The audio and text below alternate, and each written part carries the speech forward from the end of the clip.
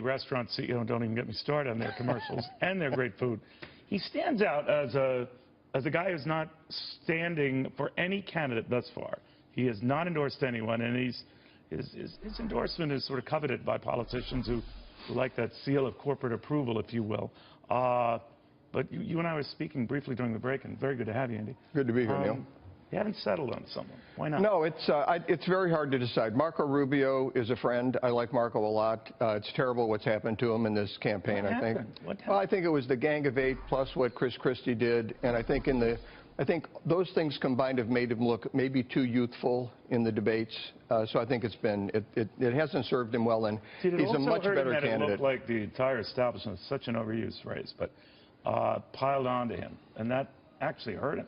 I think that combined with his perceived position on immigration have hurt him a lot. I know Ted Cruz. I don't know him as well as I know Marco, but I really like Ted Cruz. I know a lot of people say they don't. I've spent time with him, and I do like him. Remember and when Donald there was a Trump, fight among the Republicans who they hated more, Ted Cruz or Donald Trump? Yeah.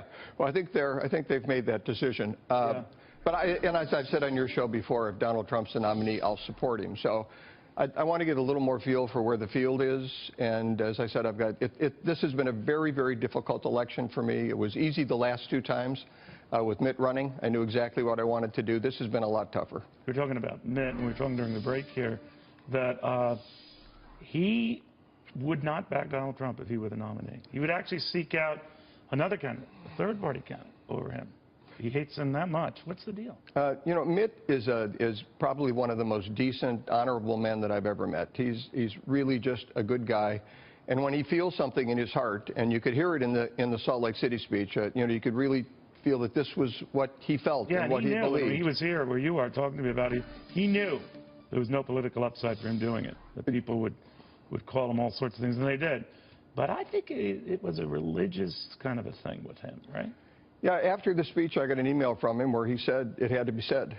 And I think he felt very strong. I wish he had been like that more in the campaign and less sort of scripted and listening to the people that were running the campaign. That was really pure Mitt. It's actually helped Donald Trump. Right? It has, but I think Mitt feels better for what he did, and I have a lot of respect for him. But he was afraid, Romney was afraid if Trump became the nominee, it would go down in flames.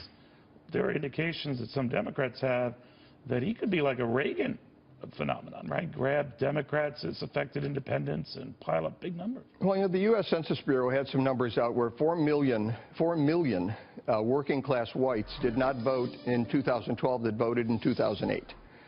Trump's bringing those people out. And, Mitt lost this election by about 390,000 votes in 5 states. Those 4 million votes would have made a huge difference.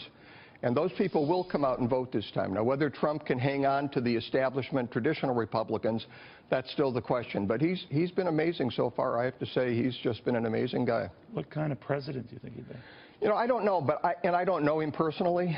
I talked to his campaign co-chair and his policy people. But I was talking to somebody that did know him and trying to get some comfort with who he is. And the one thing that they said that made me feel comfortable was that this individual said, look, there are a lot of things you can fake in life. You can't fake good kids. If you've got good kids, that says something about you. And he's got very good, very accomplished, very supportive, and very talented kids. And it's kind of interesting perspective. Actually, that gave me some comfort that I hadn't had before I heard that. Very bad kids, particularly sons, who always fight with each other. Yeah. Same apply. I hope not.